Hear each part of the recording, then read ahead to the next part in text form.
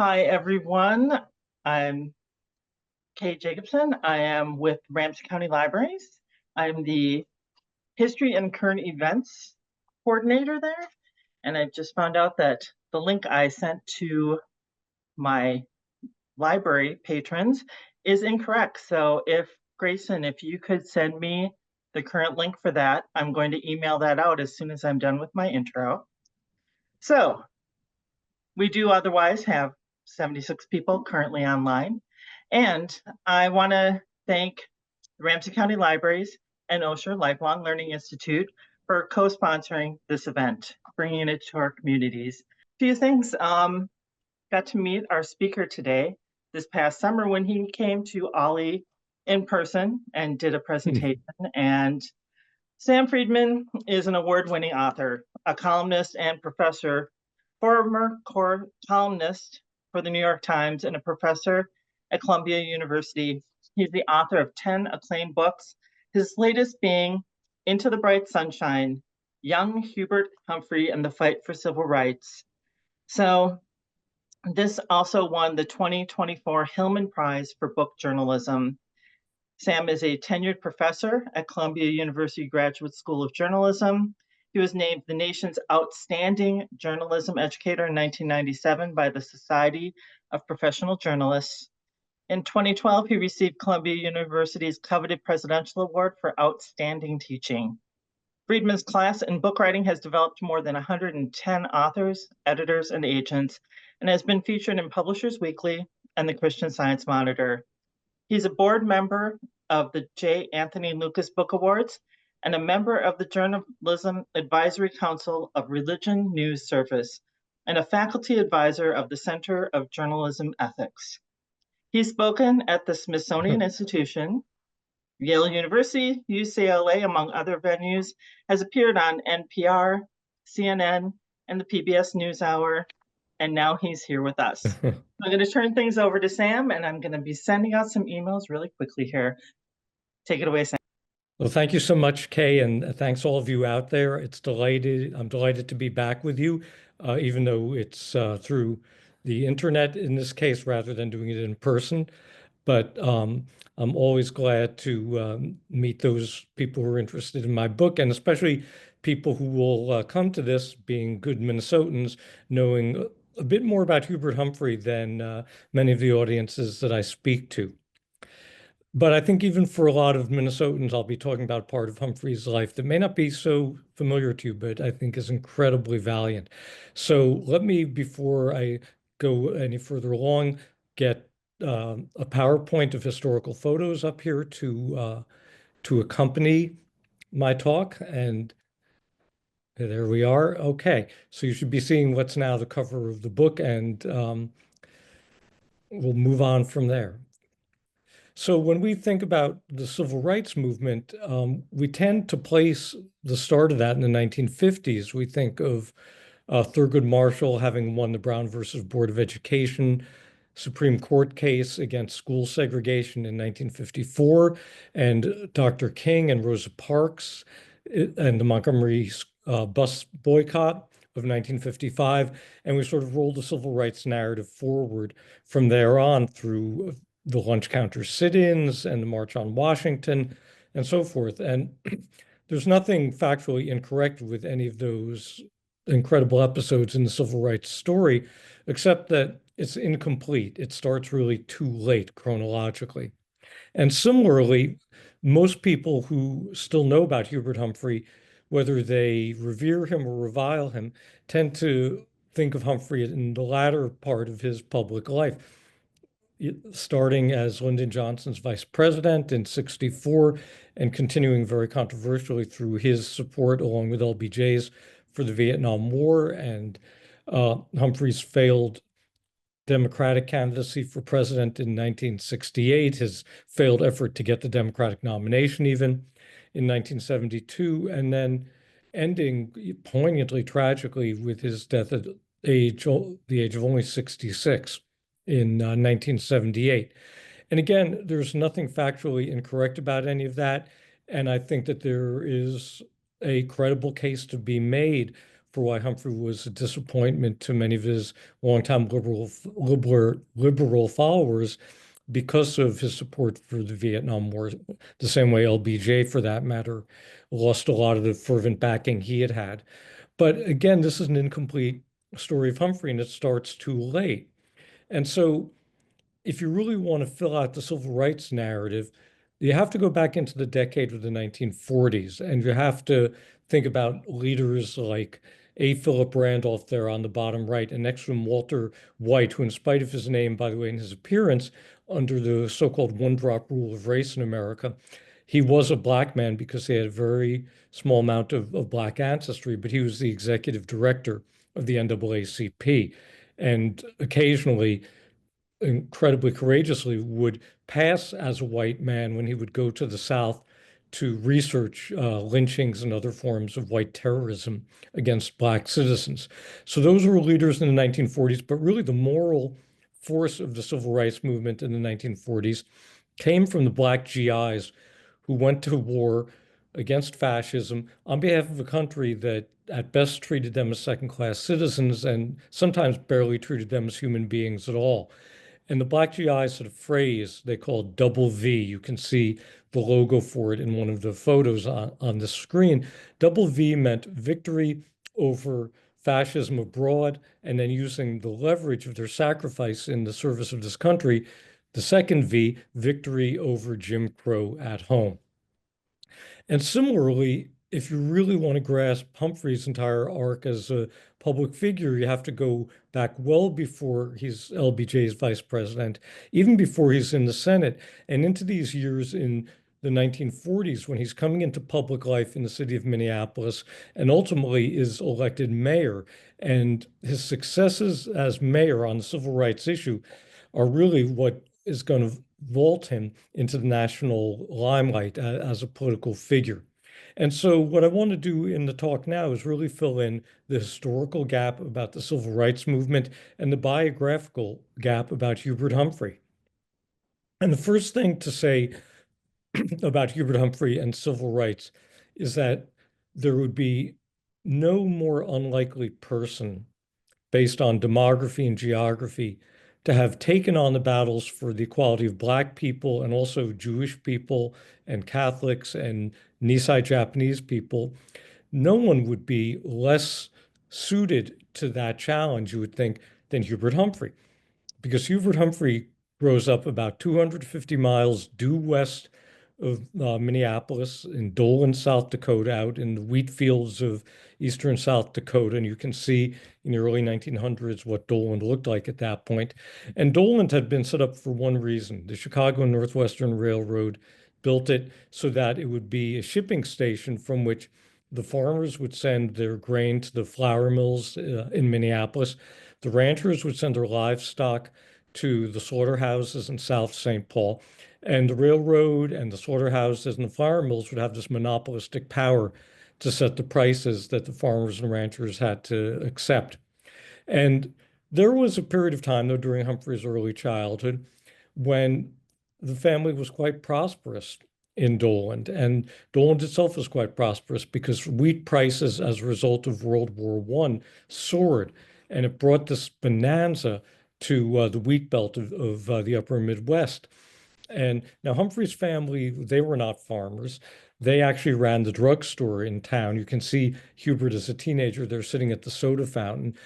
And that was the gathering place in town. Dolan was dry. It was dry even before there was prohibition. So the place where people hung out and chewed the fat was the Humphrey drugstore.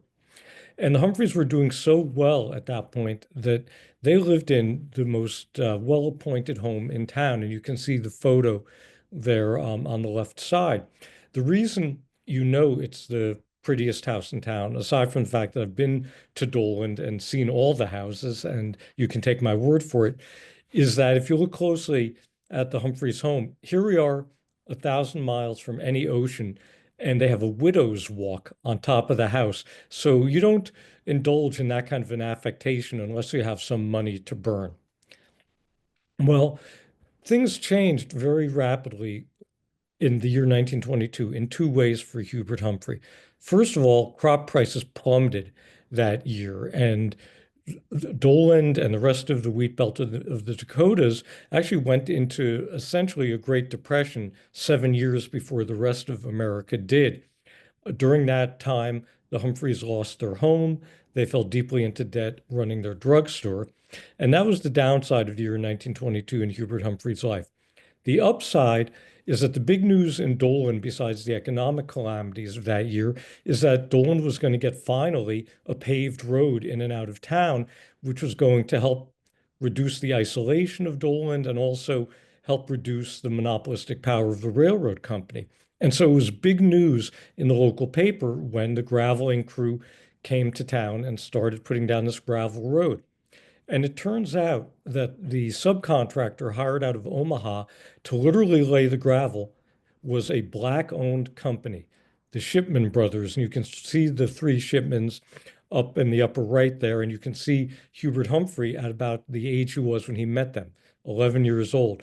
And Humphrey had been imbued in his childhood with the politically liberal views of his father. H., as the father was known, was a liberal Democrat in a town that was very conservative Republican.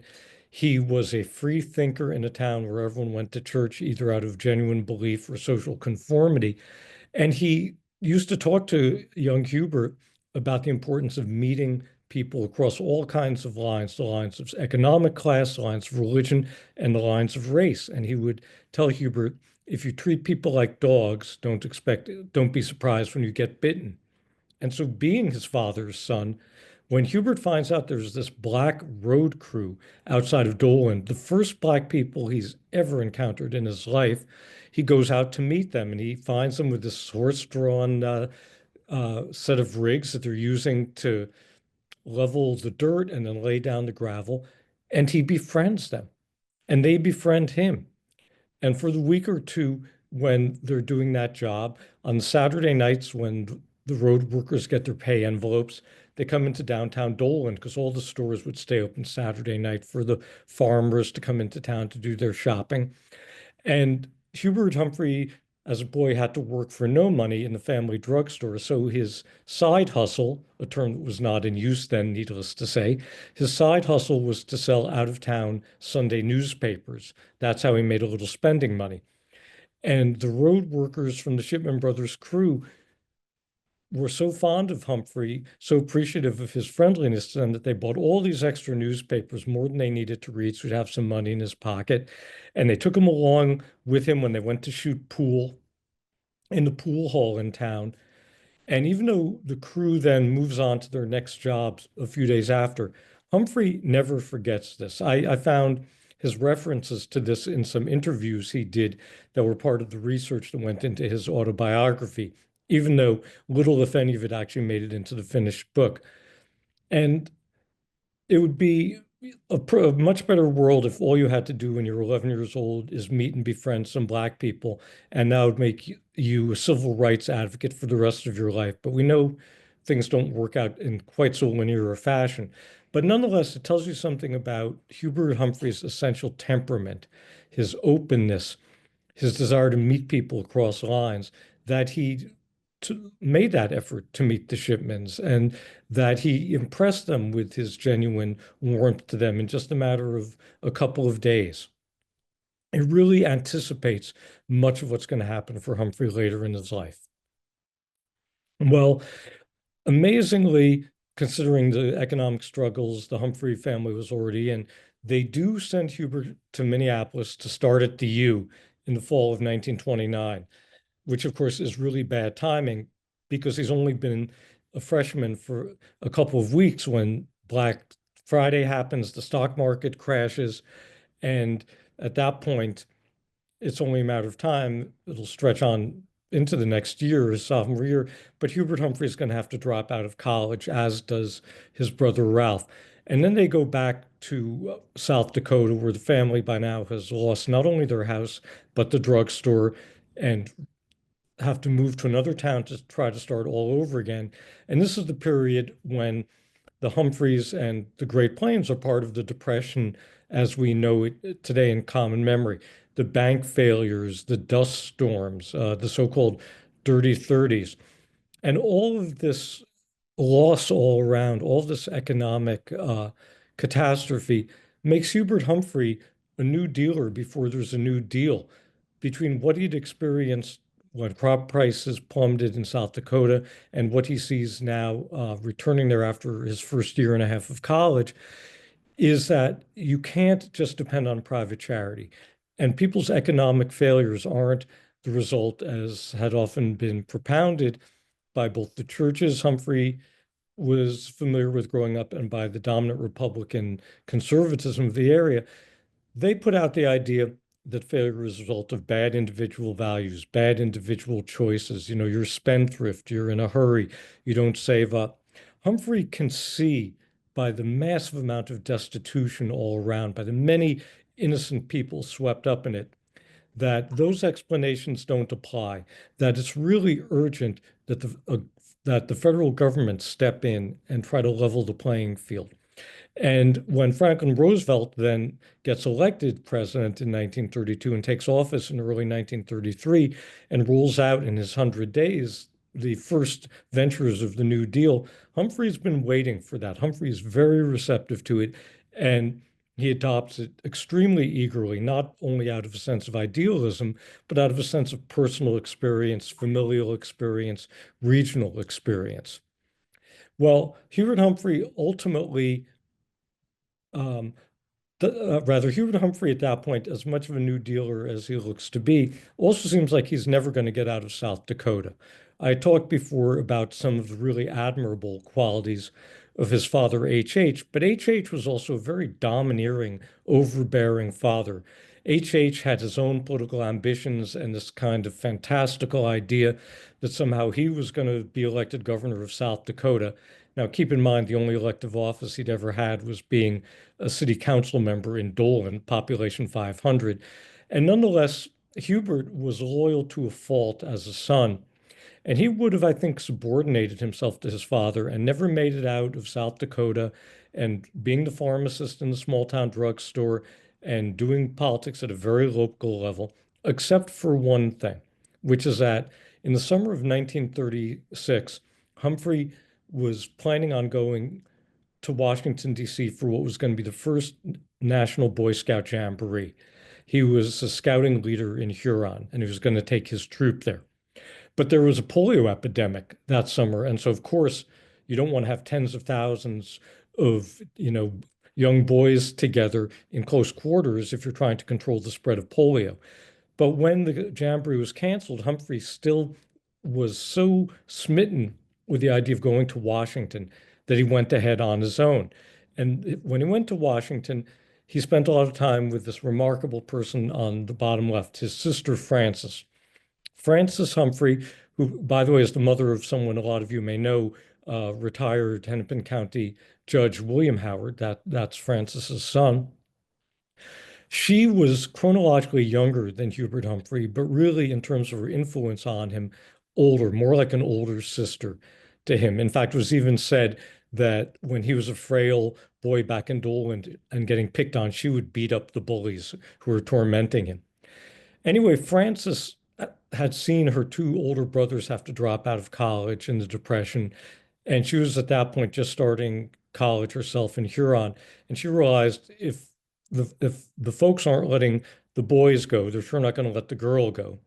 And so, remarkably, she gets herself by bus and train all the way to Washington, lives with an uncle who works for the U.S. Agriculture Department, puts herself through school at George Washington University, and gets discovered by Eleanor Roosevelt as a young social worker. And it's actually Frances who, through ER, gets involved in civil rights a couple of years before Hubert does. But anyway, Hubert Humphrey goes to visit Frances that summer of 36, and he's just absolutely astonished. He goes to see Congress in session, he visits the monuments, he goes to the Smithsonian museums, and all the days he's there, he's writing multiple times a day, because there was mail delivery back then twice a day, to the other woman on the screen, his girlfriend, Muriel Buck.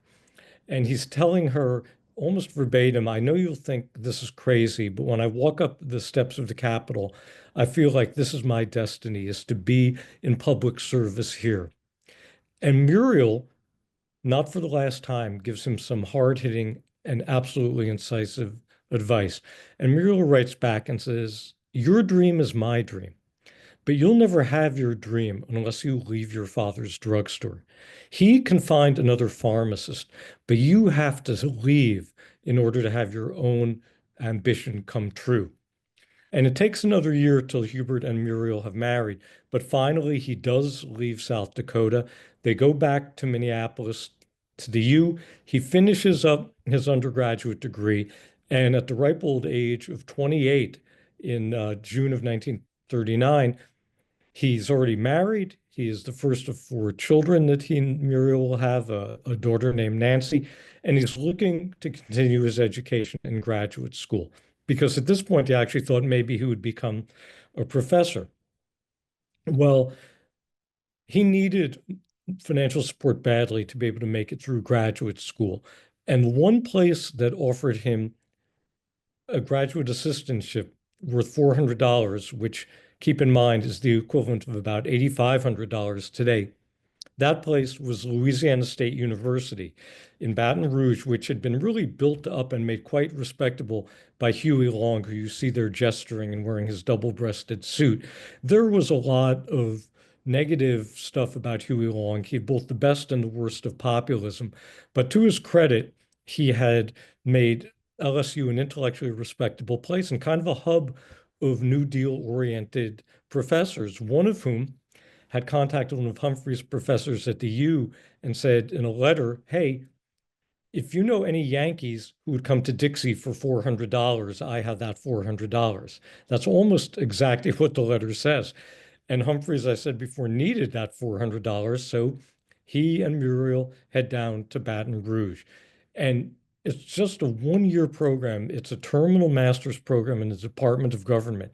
But that 1 year transforms Humphrey's life. That 1 year, more than anything else in Humphrey's life, I'm convinced, makes him the person we knew at his best.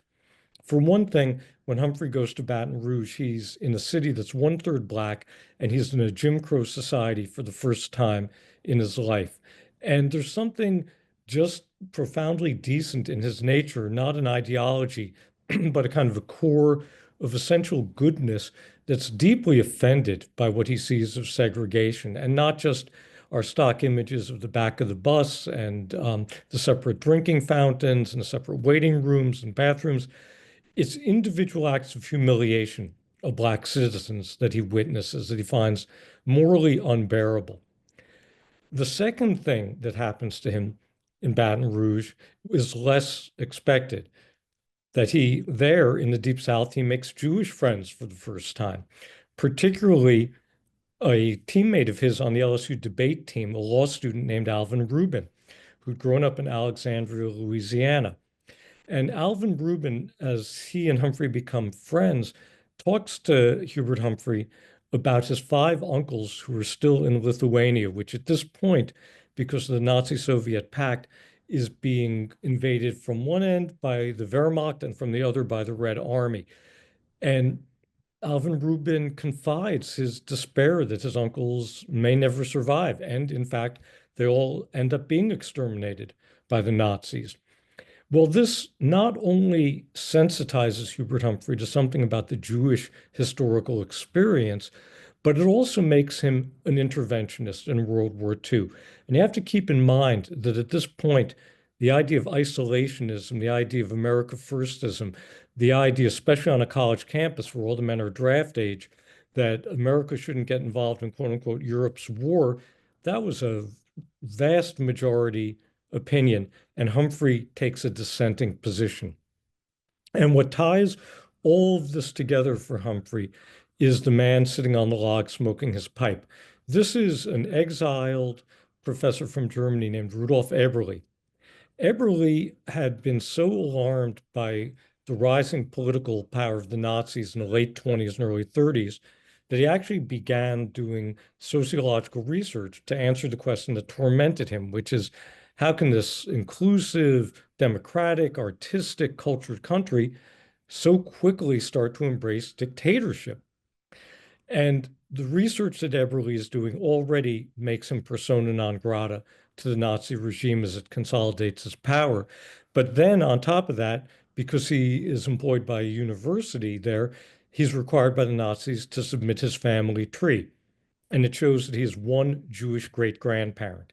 And it didn't matter to the Nazis that, like many interfaith families in Germany, Eberle's had formally converted to Christianity before his birth, even. He is, under the Nazis' version of the one drop rule, Jewish. And so, both as a political dissident and as a Jew, he's stripped of his faculty position at the University of Kiel.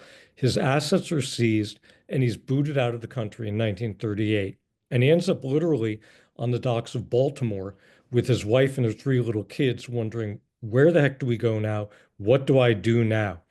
And the answer, fortunately, is supplied by both the Ford Foundation and Louisiana State University, which pooled together their money and are able to come up with enough of a salary for Eberle to be not even a real professor, although he'll ultimately become one, but an instructor.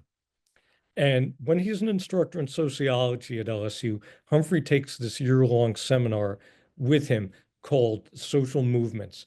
And in that course, Eberle talks about what he learned in his research in Germany about the cynicism of establishment conservatives who thought they could use Hitler's Nazis just as their bully boys, but that the bully boys would never really take over.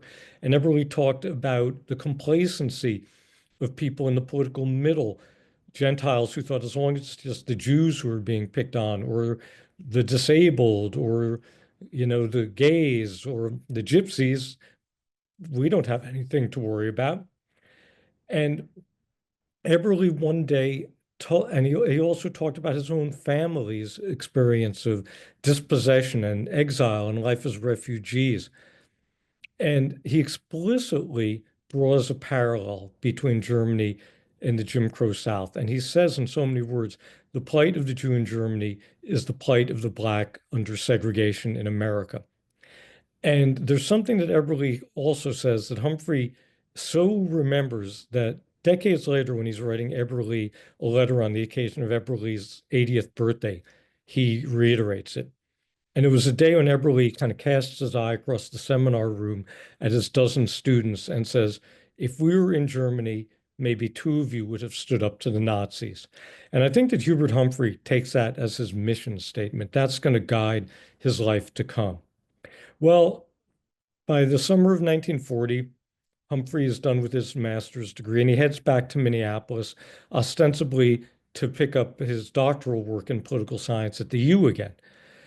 But when he heads back north, he doesn't have what you might think would be the expected sense of relief of a New Deal or a liberal leaving the Jim Crow South and going back above the Mason-Dixon line. He doesn't wipe his brow and say, oh, I'm so glad to be leaving the benighted South and returning to the enlightened North. Instead, he now is able to see what's been hiding in plain sight in Minneapolis all the years he'd been there in college, which was a terrible and tawdry and notorious history of racism and anti-Semitism, none of which he'd been alert to during his 2 stints in college. But Minneapolis was a place where during those years, if you look at the photo on the top left, that's a crowd, part of a crowd of thousands of people in their Sunday best, their ties, their fedoras, their dresses. And they're in South Minneapolis surrounding a home in the summer of 1931 that had recently been bought by a Black World War I veteran and post office employee named Arthur Lee. And night after night after night, they besieged the house. They killed the family dog. They vandalized the house. When Lee's daughter has to start kindergarten that fall, she needs a police escort to get there. And eventually the mob succeeds in, driving the Lees out. So that tells you something about race in the North. And then in terms of life for the Jews in Minneapolis, if you look on the upper right-hand corner, the people with their shirts with L's, that's not like a bowling team. That is a group called the Silver Legion. The Silver Legion was a group founded by Claude Pelly in North Carolina, but that had a huge following in Minneapolis. And the Silver Legion, better known as the Silver Shirts, were explicitly modeled on Hitler's paramilitaries, the brown shirts. And their goal was to help bring about a Nazi regime a Nazi-like regime in the United States. And when they would have their meetings in Minneapolis, it wasn't just people who were economically suffering and looking for a scapegoat who attended. It was also the president of the Board of Ed. It was the president of the business group, which was called the Citizens Alliance. It was doctors and dentists and teachers and ministers. And speaking of ministers, the man holding the Bible on the bottom right was the most important clergyman in town. Reverend Dr. William Bell Riley, the pastor at First Baptist Church on Hennepin. And Riley was a really treacherous person because he was very erudite, he was very refined, he was an institution builder who not only really expanded First Baptist congregation, but set up a publishing house, missionary training, a university which still exists now, the University of the Northwest up in the suburbs of St. Paul. And for much of Riley's life, his big cause had been fighting against the teaching of evolution in the schools. In fact, here's a fun fact for you. It was William Bell Riley who told his mentor, William Jennings Bryan, hey, there's this court case against a teacher in Tennessee. You ought to take that case on. It's because of Riley that William Jennings Bryan prosecutes the Scopes trial. But when Riley, by the 1930s, senses that he's lost the battle to keep evolution out of the schools, he discovers his next great cause. He's introduced by a minister friend to what becomes his second holy book after the Bible. And this book is The Protocols of the Elders of Zion. And it was a forged book out of Tsarist Russia that purported to show how Jews were trying to lead a worldwide revolution. And Riley just thinks this is the decoding ring for the nation and the world. And it just shows Jewish perfidy all around. And he preaches and writes consistently about the protocols and denounces Jewish influence repeatedly. And like many anti-Semites, is able to simultaneously believe that Jews are both the wild-eyed revolutionaries, but also the rapacious capitalists. And the fact that Riley, who has such credibility in Christian circles around the country, not just in Minneapolis, that he can put out this toxin makes it legitimate, makes it acceptable for others in Minneapolis to echo it.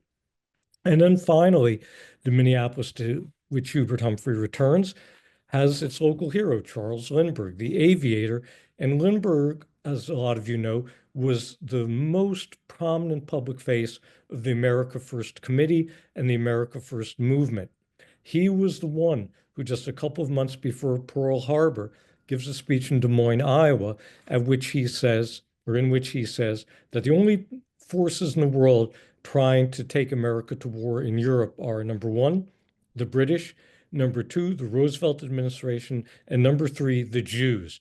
And you also have to remember that for people like Lindbergh, they thought that the Roosevelt administration was already synonymous with the Jews. They would imply that Roosevelt was a hidden Jew whose real name was Rosenfeld. They would call the New Deal the Jew deal. And again, because Lindbergh was such a hero, it made him especially dangerous putting out these ideas because his own celebrity and accomplishments were attached to them. So that's the Minneapolis that Hubert Humphrey returns to. It's a very different Minneapolis from what a lot of people think of Minneapolis being today, this extremely blue city. So when Humphrey gets there, even with everything he's learned already from Rudolph Eberle and Alvin Klein and the Black community in Baton Rouge, he understands he also needs to learn the specifics of bigotry in Minneapolis. And in that effort, he finds two incredible tutors. On the left is Cecil Newman, a former Pullman porter who used the money he made on the trains to found a series of newspapers for Black Minneapolis, culminating in the Minneapolis Spokesman, which to this day not only is still published, but is published and edited by his granddaughter, Tracy Williams Dillard. And to Cecil Newman's right is Sam Shiner. And Sam Shiner was a lawyer who couldn't get a job with any respectable law firm in Minneapolis because he was a Jew. And he had been making his living as a jazz pianist when, by the late 1930s, the Jewish community was so alarmed by the warm reception that the Silver Shirts were getting and by the indifference to that warm reception that establishment politicians and the mainstream media was expressing, that the Jewish community pooled its resources and put Sam Shiner together on salary to basically do intelligence gathering, to try to, either on his own or with often young Christian students at the U who were sympathetic to him, would infiltrate meetings of groups like the Silver Shirts, would send spies into William Bell Riley's worship services to record what he was saying, would write down the license plate numbers of people who attended these extremist meetings so Shiner could determine who they were. And then Cecil Newman was using the pages of the Spokesman to call out bigotry in Minneapolis in all of its manifestations, police brutality in a way that eerily anticipates the murder of George Floyd, labor unions that wouldn't have Black members, breweries that wouldn't hire Black workers. And Newman and Shiner were also very close friends and very close political allies. And it takes nothing away from the remarkable efforts of both of them to note that they had both failed, though they had failed because they didn't have the numbers behind them. The Jewish community and the Black community collectively were maybe 5% of Minneapolis's population. They couldn't assemble enough votes to be a voting bloc that politicians had to pay attention to. And they'd never had any one important ally with them and take on their cause. There were sympathetic Gentiles, there were sympathetic whites to their causes, but generally those sympathetic Gentiles and whites were themselves kind of outcasts. And then here comes Hubert Humphrey. And Hubert Humphrey learns from them. But what Hubert Humphrey gives to them in return is someone with political ambitions and political skills, and someone who is willing, against all the electoral logic of Minneapolis, to make their battles against bigotry the defining battle of his nascent, emerging, burgeoning political career. Well, I don't want to totally exceptionalize Minneapolis here, because you also have to remember that everything that I've described so far is happening against the backdrop of Nazi power in the 1930s and the early 1940s. The the erection of the first waves of concentration camps and death camps, the destruction of Jewish property on Kristallnacht, the Nazi Olympics in 1936, and the Nazi propaganda against Jews and Blacks and other supposed inferior forms of human beings. So that's all very much the backdrop in Minneapolis. And in fact, Cecil Newman repeatedly in his editorials in The Spokesman would talk about that as the backdrop, and would occasionally pointedly write about an episode that happened to the Blacks in the South under Jim Crow and say Hitler must be laughing, because Cecil Newman perceived, and we know this to be true, that Hitler took a great deal of inspiration from the Jim Crow movement in the South, from the eugenics movement in the United States. So that's part of the larger context for what's happening in Minneapolis. But the other part of it, pushing back against it as the war, as America joins the war and sends ultimately millions of troops into battle in the Pacific and European and North African theaters, is that double victory effort by Black GIs and a similar effort by Jewish GIs to serve their country and to leverage their service for full inclusion. Both Blacks and Jews are asking America the same question, which is, when we win this war against fascism abroad, what are we going to do on the home front? And though American Jews don't have a phrase as pithy as double V, double victory, what does come out of Jewish service in the war and is manifested by, among other things, this memorial postage stamp you see, is something called the Judeo-Christian tradition. Well, I don't want to shatter any illusions, but that was no tradition. The Judeo-Christian, air quotes, tradition was actually invented for morale purposes in World War II. And it had key events like when the USS Dorchester, a troop ship, was sunk by Nazi U-boats. There were 4 clergy members on board, 2 Protestant ministers, 1 Roman Catholic priest, 1 Reformed rabbi, and they gave, in effect, last rites to each other's followers. Whatever religion a soldier or sailor had, they would treat them. And the four chaplains agreed that they would go down with the ship together rather than try to save themselves. And this was also a period when the American Army in 1944, before later getting pushed back in the Battle of the Bulge, but had broken through into Nazi Germany for the first time of the war. And a Jewish prayer service was held on German soil. You can see the photograph there with a cantor named Max Fuchs leading the service. And NBC broadcast that service nationally on the home front. So again, these ideas of double V and Judeo-Christian tradition are also part of the context in which Humphrey is operating. And because of that, Humphrey is really pained by the fact that he is unable to serve. He has a double hernia. He is in his 30s. He ultimately has 3 kids during the war years, and he keeps on getting deferred. He even takes the effort of going all the way to Marine headquarters in Washington to try to talk his way into officers training, but he cannot get in. And he's wondering, what's my role? What am I supposed to do?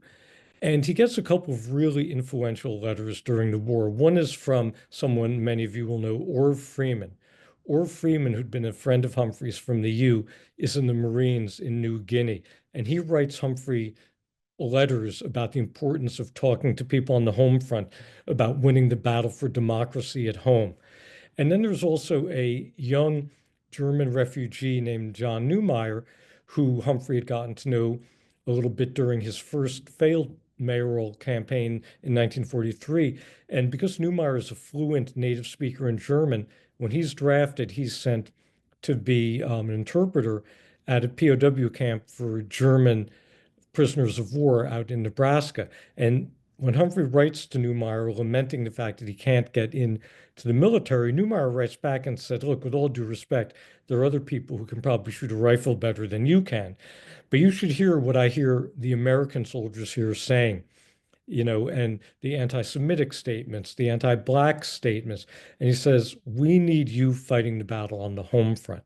And I think these 2 letters from Neumeyer and from Freeman have a profound effect on Humphrey. And I think they tell him he does have a role, even if it's not going to be in the field of battle abroad, it's going to be in the metaphorical field of battle at home. So Humphrey, as I said, had run in 1943, the first time for mayor, and he ran a pretty conventional liberals campaign. He was endorsed by organized labor. He talked about taking on the crime downtown, fixing the city charter. He emphasized the fact that he had Norwegian background on his mother's side, which, makes a lot of sense to flourish your Scandinavian cred if you're running for office in Minneapolis at that time. And because he was such an energetic campaigner, he almost defeated the very lackadaisical incumbent, Marvin Klein. Then 2 years later, Humphrey runs again. And this time it's a totally different race because Humphrey is running right as the death camps are being liberated, right as stories of what will become known as the Holocaust are being brought back to the home front. And that has 2 contradictory effects in Minneapolis. On the one hand, it's sensitizing people who'd been sort of the polite anti-Semites or just didn't think it was that big an issue, that what Germany showed is anti-Semitism unchallenged will logically lead to extermination. And the GIs who are coming back from the war to move back in with their families in Minneapolis or to come to the U and filling up the Quonset huts that are set up near the campus, a lot of them also have this idea that they brought back that we've won the battle abroad, now there are other battles at home. Yet at the same time, incredibly, there are a series of attacks against Jewish young people on the North Side. And Jewish children and teenagers are being beaten until they give the Heil Hitler salute. They're being pushed through plate glass windows. And when they start to bleed, their attackers are saying, yeah, show me some of that Jew blood. Their cars are being forced off the road. And the Jewish community is so incensed that they hold a mass meeting at Lincoln Junior High up on the north side. And there are 2,000 people there, huge turnout. And one of the rabbis who speaks says, at this point, by which more than a dozen Jewish boys from Minneapolis have been killed in the war, says, is this what our sons have been dying for. And the mayor is there and the police chief is there, and they just sort of toss it off. They're like, this is just teenage hooligans. Quit getting so exercised about it. Stop your special pleading. And Humphrey has the opposite reaction. Humphrey says Minneapolis has been warned decade after decade that it has a problem with discrimination and with forms of hatred, and it's done nothing about it. And it was inevitable that it would become violent, and now it's become violent. And the next day, he rolls out, as it says in the headline, a 5-point plan for taking on racial and religious and national origin discrimination. And in that particular moment of time, even though demographically Minneapolis is still an overwhelmingly white Protestant city, Scandinavian, British Isles, Germany, he wins a big victory over Marvin Klein. And then he goes right to work on two fronts: changing laws and changing attitudes. Changing laws means introducing bills in the city council for fair employment practices, for fairness in housing. He starts a police reform program. But a lot of his legislation in the council is bogged down. The council isn't so willing to follow him. And that's when Humphrey realizes that in order to change the laws, he's got to change attitudes too. And to do that, he does this very audacious thing, which he brings in this man in his three-piece suit and wire rim glasses there with the globe, Charles S. Johnson, who's an eminent sociologist from Fisk University, the HBCU in Nashville that would later educate John Lewis and Diane Nash of the Freedom Movement. And Charles Johnson's scholarly expertise at this point would be going into cities that had had race riots and doing research into the history of race relations and explaining why the riot happened. And he did that in Chicago and in Mobile, Alabama, and Detroit. And every time he did it, the same thing would happen. He'd make his report, the report would be ignored, and there'd be another race riot a few years or another decade later. Humphrey has a different idea. Humphrey's idea is, instead of bringing him in after the riot, let's bring him in so we don't have the riot. And Johnson, his great insight when it comes to Minneapolis is that there's a pool of local people who he can get to be his volunteers. And this pool are the women who had been the Rosie the Riveters during the war and found really purposeful and meaningful work, whether in defense plants or helping out with the USO or the Red Cross. And now that the war is over and they've been sort of shoved back in the kitchen, they're looking for meaningful, purposeful work again. And he gets hundreds of these women from Minneapolis to go out as his research team and to compile the data and to do the anecdotal interviews that will give him both a database and a body of testimony that will incontrovertibly, undeniably show that Minneapolis has an entrenched, wide-ranging problem with discrimination, and it pervades all forms of life in the city: recreation, religion, education, organized labor, big business, you name it. And when Humphrey's able to show the city this database, not that they used the term then, but that's in effect what it was, this database backed up by these heartbreaking anecdotal accounts, that puts public pressure on the city council finally to move forward on those anti-discrimination laws he had proposed. Well, even though Humphrey is very popular, not everyone has changed their point of view in Minneapolis. And one night in February 1947, Humphrey's coming home late from a typical mayoral night on the rubber chicken circuit. And by this time, he'd already been receiving a lot of hate mail. He'd received at least one death threat so credible that the police chief intercepted Humphrey on a route home from dinner with Muriel one night to steer him out of harm's way. And that police chief, Ed Ryan, after that had insisted that Humphrey have an armed police guard wherever he went. But this night, Humphrey's getting his ride home from his armed police guard, and he's also giving a lift, being the nice guy Humphrey is, to a few members of the city council. And when they get to the curb outside of Humphrey's home, north of Dinkytown, he tells the officer, Vern Bartholomew, I'm fine from here. You can take the council guys home. And he starts to walk to his front door. And as he's getting there, weirdly, the nearest street light is out. So it's extremely dark. And he's kneeling down at that point, fumbling around to get his key in the lock on the front door. And as he's doing that, 3 bullets whiz by his head. Muriel had been waiting up for him because it was their pattern to always, when he got home, no matter how late, to talk politics and ideas and strategy into the wee hours. And Muriel opens the door, pulls him in. Hubert says, "Why would anyone want to shoot me?" Which is actually a really stupid statement because there are plenty of reasons people would want to shoot him. And Muriel and Hubert at that point try to put together what just happened. And Muriel remembers 2 things. One, that she'd heard their pet dog Tippy barking. And 2, that right after Tippy barked, she heard what she thought was the sound of a car backfiring, but which they both know now were the bullets being fired. And what they theorize is that Tippy's barking had thrown off the concentration of the assassin. So, in a way that's now impossible, Humphrey keeps the news of the assassination attempt out of the papers for 6 weeks. And during those 6 weeks, the police work on the case. And ultimately, they find this young man on the bottom of the screen there, Maynard Orlando Nelson.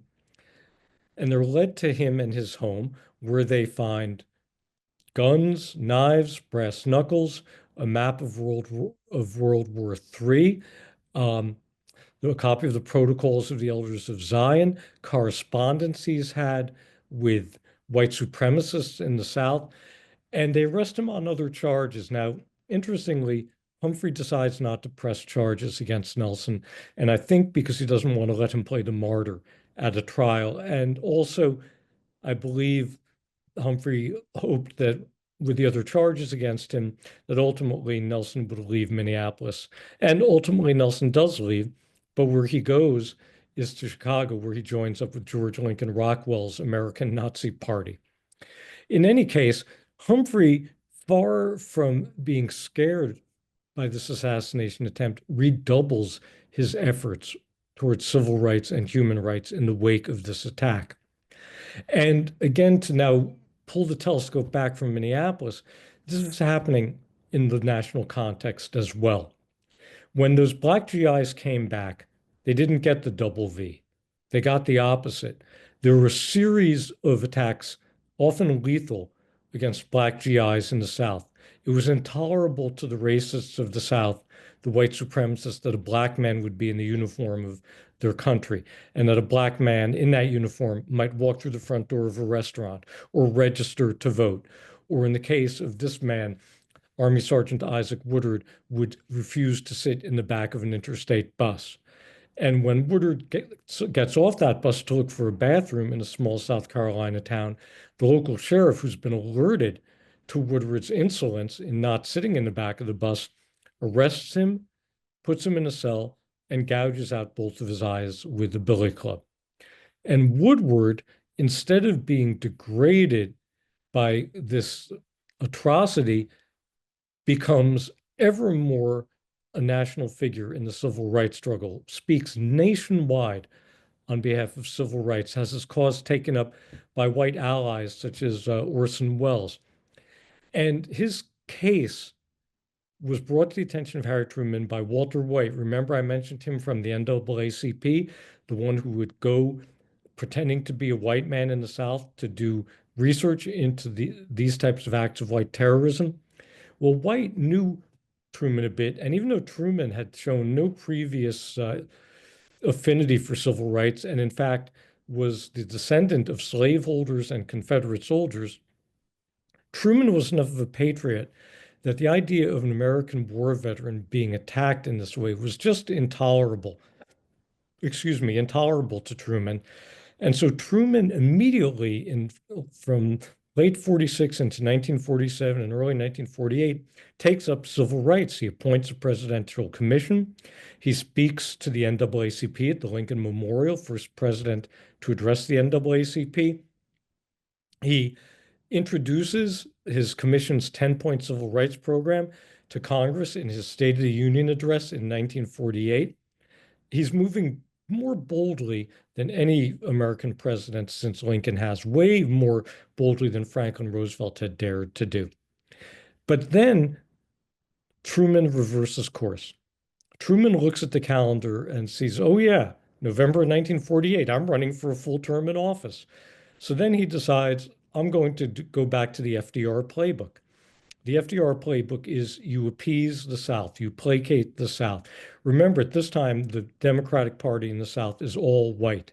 The Republican Party is associated with Lincoln and emancipation and the Civil War and Reconstruction. So the white supremacists of the South are all Democrats. Their terrorism keeps black people from voting. And so FDR had made this almost literal devil's bargain with the Southern segregationist wing of the party. I'll let you have Jim Crow, and you'll give me your votes on election day and your votes in Congress for my New Deal programs. And Truman decides he better stick with the FDR devil's bargain. But at this point, it's really too late for him to impose that.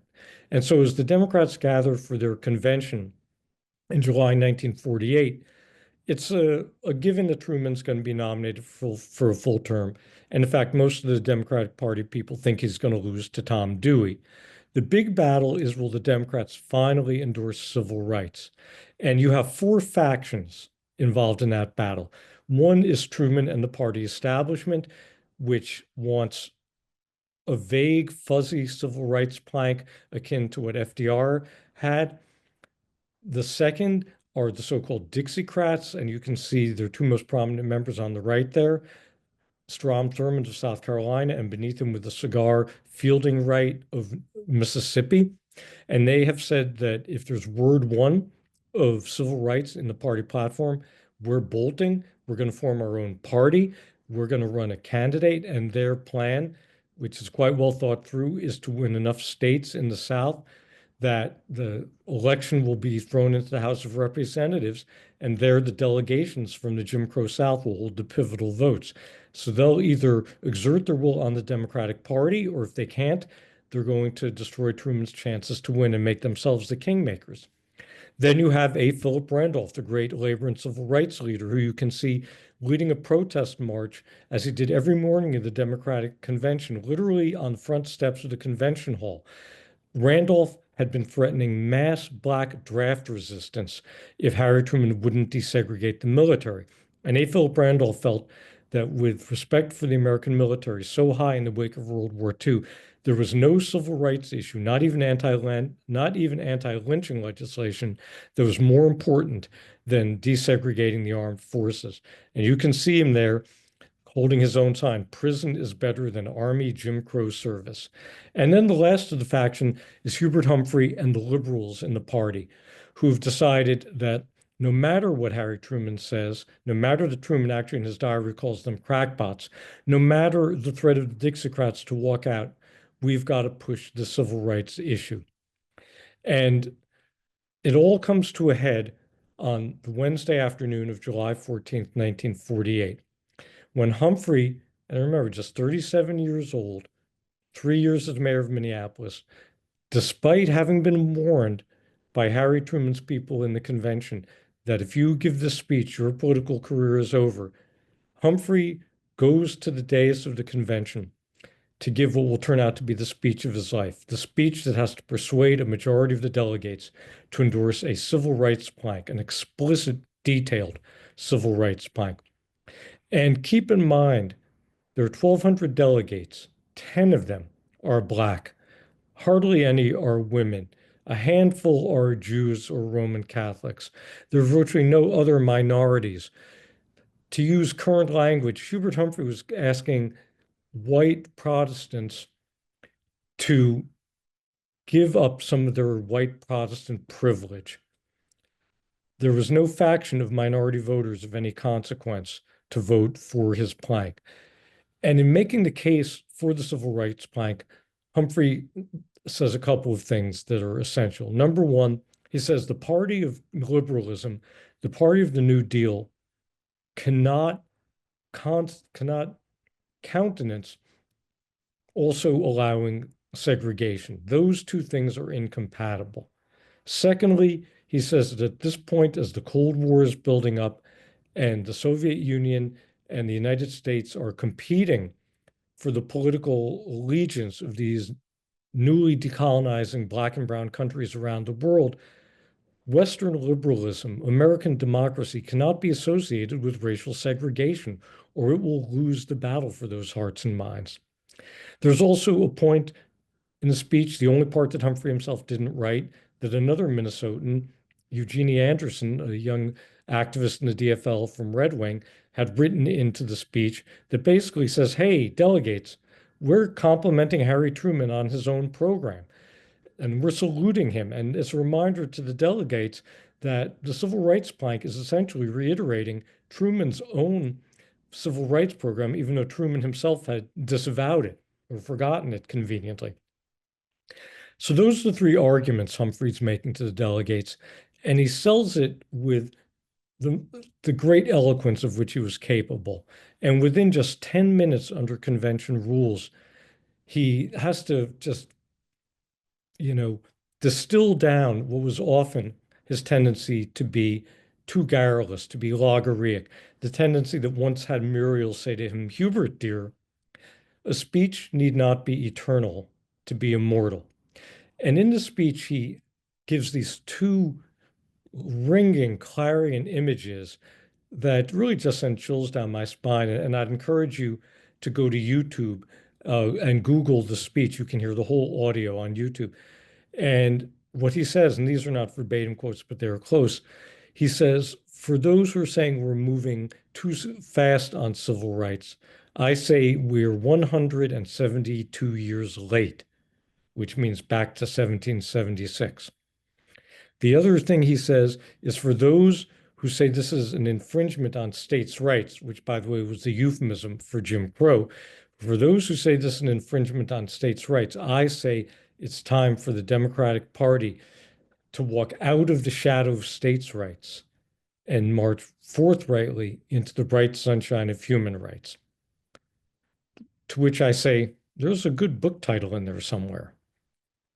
Anyway, Humphrey wins the vote. The Dixiecrats walk out as they'd vowed they would and run Strom Thurmond and Fielding Wright, as you can see in the photo on the top left there. And Harry Truman now has no choice but to run as a civil rights candidate. He's been painted into a corner by Humphrey's success. And liberals are just over the moon about Hubert Humphrey. You can see in the photo that's him being welcomed back home to Minneapolis after the convention. And so within 2 weeks of the convention, Harry Truman signs executive orders to desegregate the armed forces and desegregate the federal workforce. The last weekend before Election Day in 1948, he becomes the first major party candidate ever to give a campaign speech in Harlem, the capital of Black America.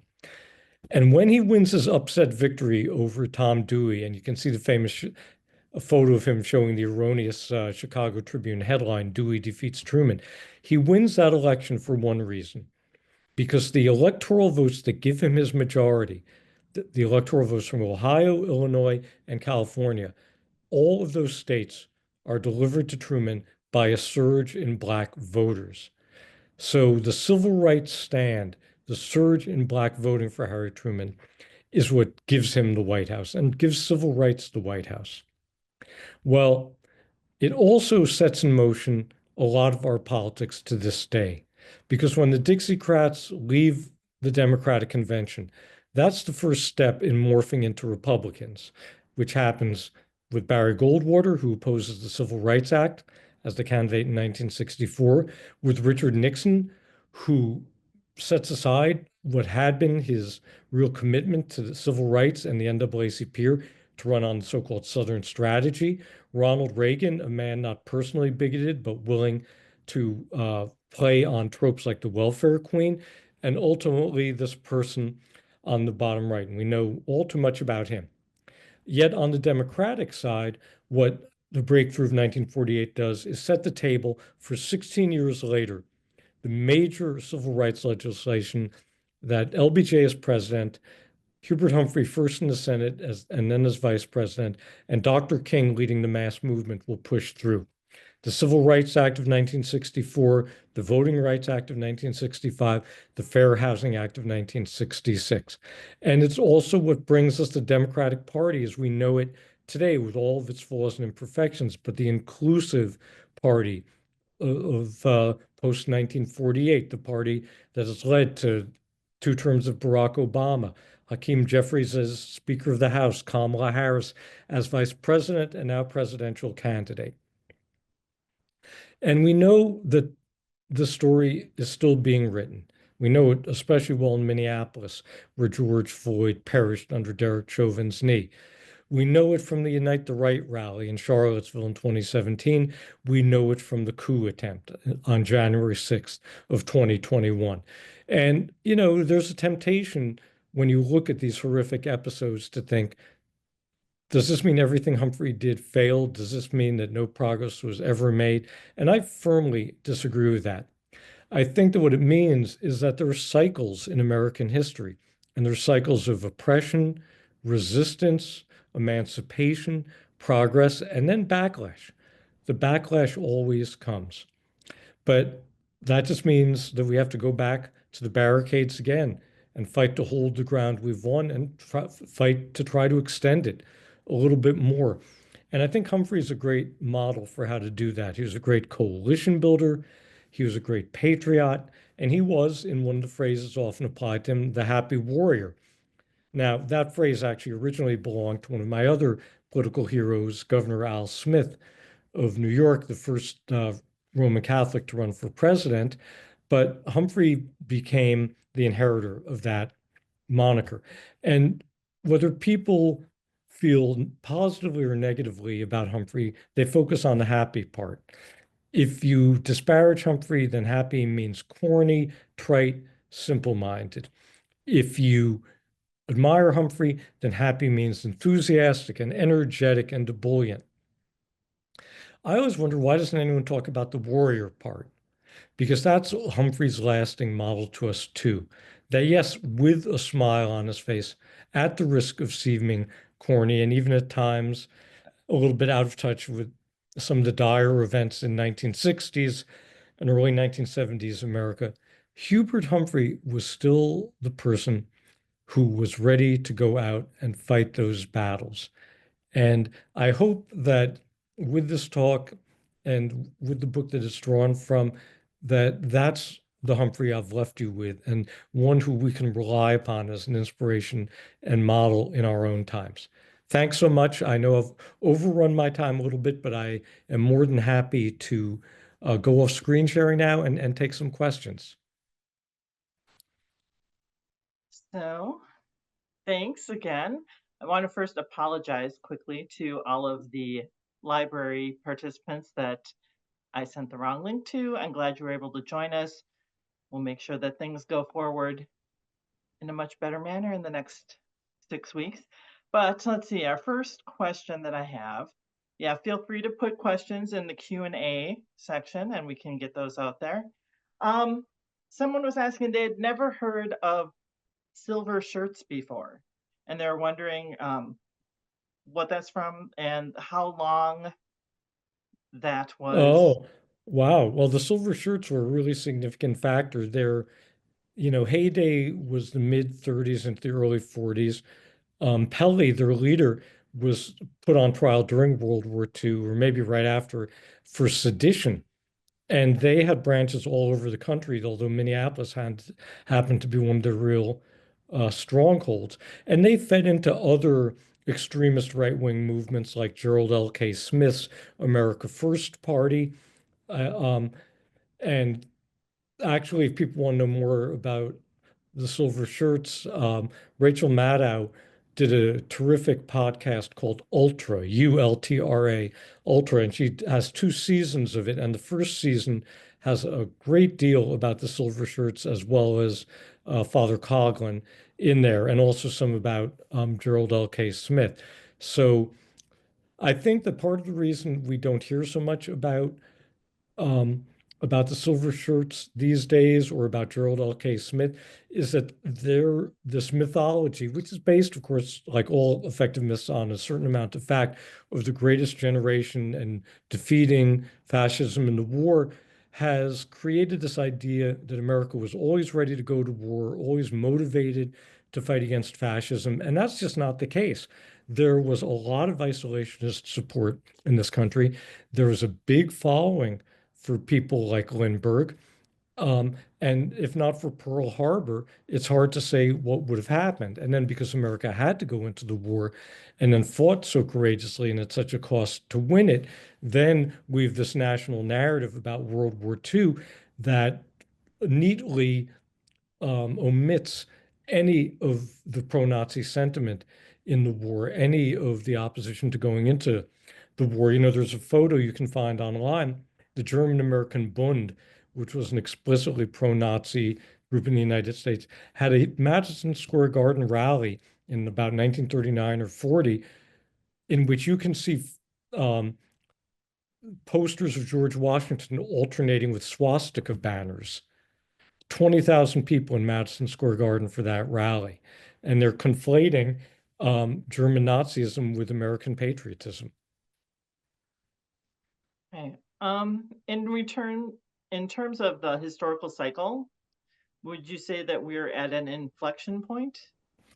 We are definitely at one of those key points now. I mean, I think that the Trump movement has been the backlash against the Obama coalition and 2 terms of a black president, the backlash against the marriage equality Supreme Court decision in 2015, the backlash against a country immigration, um, changing the ethnic and racial composition of the country such that we will be a minority white country sometime a couple of decades down the road. And Trumpism, MAGA, is the backlash against all those elements. In terms of the KKK, were they a significant force in Minneapolis in the 20s and 30s? The KKK was around in the 20s. They didn't have that much stick-to-itiveness, but they were present. If you want to see a photo that will creep you out, there was an article by my friend John Rosengren, who's a really terrific writer in town, that ran in Minnesota History Magazine, based around a photo of a homecoming parade at the U sometime in the early to mid 20s, and the Ku Klux Klan has a float in the parade. So they were so acceptable at that point that they could be part of homecoming. But they never got the traction in Minneapolis that they did in other northern cities and states. Like the Ku Klux Klan basically ran the city of Denver during the 20s. The Ku Klux Klan basically ran the state of Indiana during the 1920s. They never had quite that staying power in Minneapolis, but the people who followed them found their way later to people like the Silver Shirts and Gerald L.K. Smith. Okay, kind of trying to go historically in line here. So regarding the 4 chaplains who went down with the ship, the stamp showed 3 heroes. Who was omitted? No, it was a 3-cent stamp. It was a 3-cent stamp. Cent stamp. Okay. No, there are 4 faces on the stamp. And again, it's the 2 Protestant ministers, the Reform rabbi, and the Catholic priest. Okay, so the 3 just refers to Yeah, the it was a 3-cent stamp. I think it was released sometime later in the 1940s. But that story was well known during the war. And there was even a standard Bible that was given to military chaplains in later years that would include, as kind of a preface, the story of the 4 chaplains. Okay. Okay, so then we have someone who's asking about Humphrey's stance on the Vietnam War. It seemed to be a stance that took him down. Yeah. Humphrey was a cold warrior. There are people, both in order to exculpate Humphrey and others to even more condemn him, who suggested he supported the Vietnam War only out of loyalty to Lyndon Johnson. But the reality is that Hubert Humphrey, coming out of a lot of the factional fighting in Minnesota in the mid to late 1940s within the DFL, in which you had explicitly communist members and fellow travelers, as they were called, against anti-communist liberals like Humphrey, that fighting was vicious. And it left Humphrey with the sense that there was really a lot of communist subversion afoot in the land. And Minnesota just really had an atypical experience, but Humphrey overinterpreted it, and it made him much too soft to touch for a lot of the Red Scare mentality and for ultimately the domino theories it was called in Vietnam. And Humphrey, like Johnson, went back and forth between two views of Vietnam. Johnson is on the White House recordings talking to Senator Richard Russell, lamenting the fact that he knows Vietnam is going to be a disaster. He just doesn't know how to get out of it. But he foresaw that it was going to be a terrible loss of life for no gain.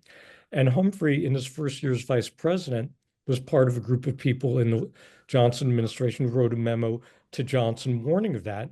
And even though Johnson had the same doubts, he went ahead and froze out Humphrey for that disloyalty. So, yes, in part, Humphrey had to back the war to get back in Johnson's good graces, but he also was able, as a Cold Warrior, to convince himself that this is where he had to take the stand against worldwide communism. And in later life, he would say very explicitly, this was the biggest mistake of my life. I know I was wrong. So he did own it for whatever that's worth.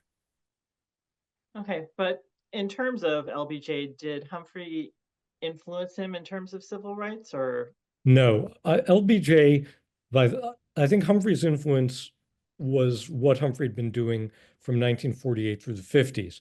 When Lyndon Johnson's at the 48 convention with Texas, he votes against the civil rights plank.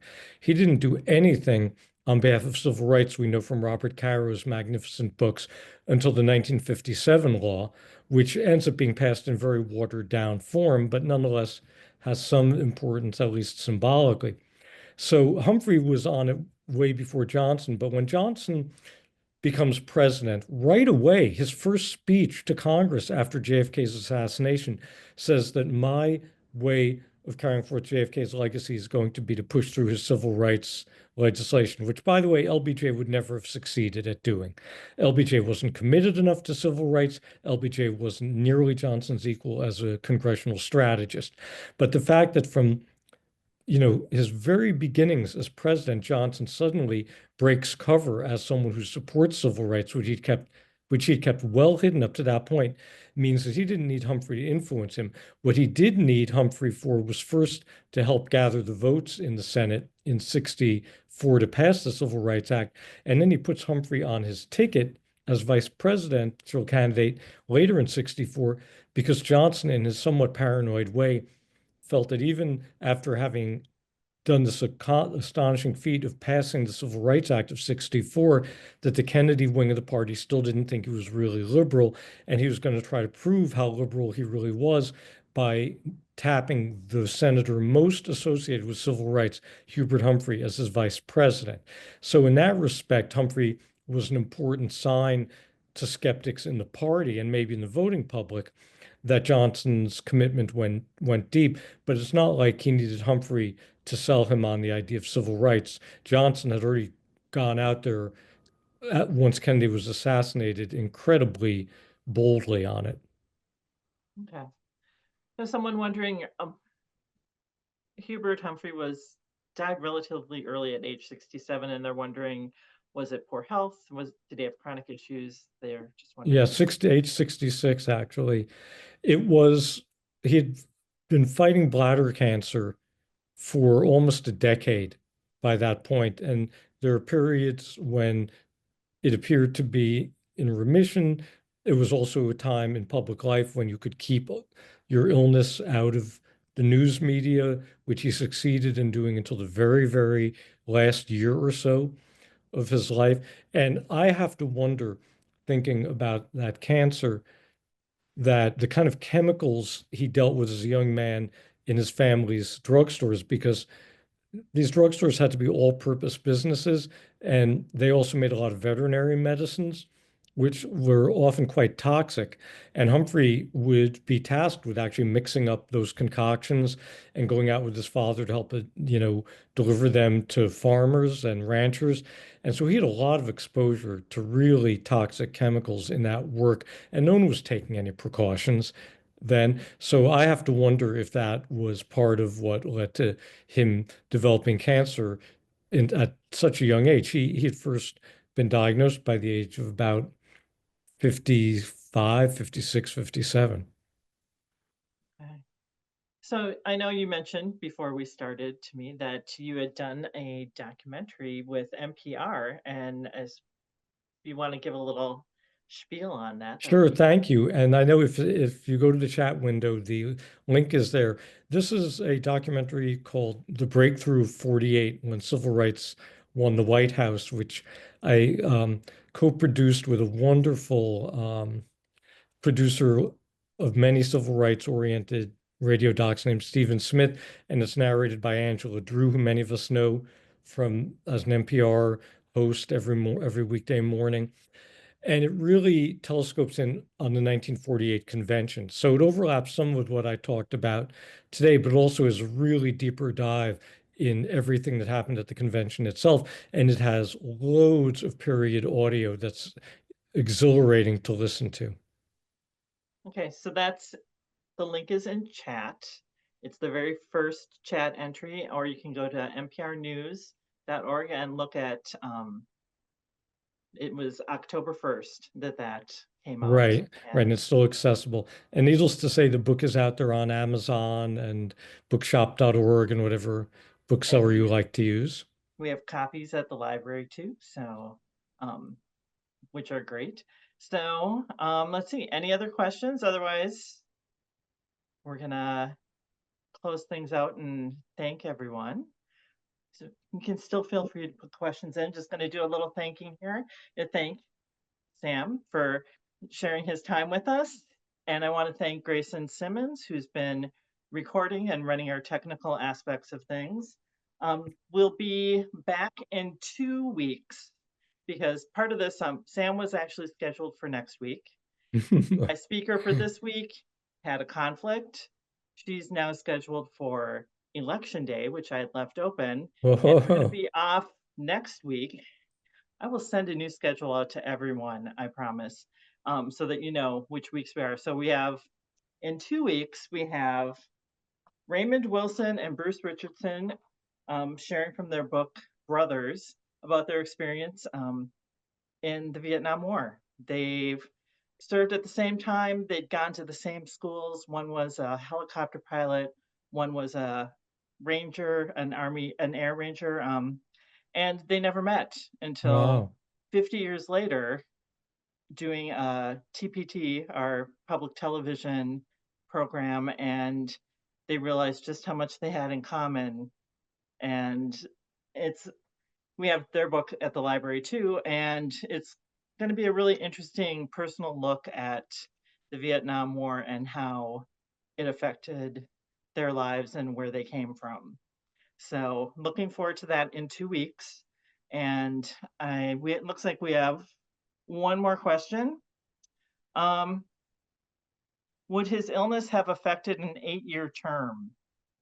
Oh, as president, I'm assuming Well, if he had I been, mean, had he had a second term with LBJ oh, from 68 to 72, he was certainly ill during those years. yeah, But he was in the Senate again from 1970 on, so he was still being very active. It really wasn't until the last about year and a half of his life that his public activity began to be uh, affected by his illness. Whether it was because of the waxing and waning of the severity of the cancer at any given time and the success of some of the different treatments, or whether it's just his indomitable spirit, for a long time he was able to present himself as being as tireless as ever. So I think that he would have gotten through a second term without the public at large being aware even. oh. And in terms of that, I just want to let people know that we will be looking at um, Humphrey's later life in our winter term because I've lined up the author of True Believer, another Humphrey biography that came out this past year, which does focus more on his later life. And that'll be part of our winter session. So something to look forward to when you sign up. So without, let's see, wait, one more? Okay. Oh, no, it's just the one that we just answered. Okay. So thank you, everyone. We will have this posted as a video on the YouTube web page and the library web page. I will get that up and that link up as soon as I get it from Grayson. We are so thankful once again for you sharing your time with us, and just want to wish everyone a good day. My pleasure. Thanks to everybody. Thank you, Kay and Ollie and Ramsey County Library.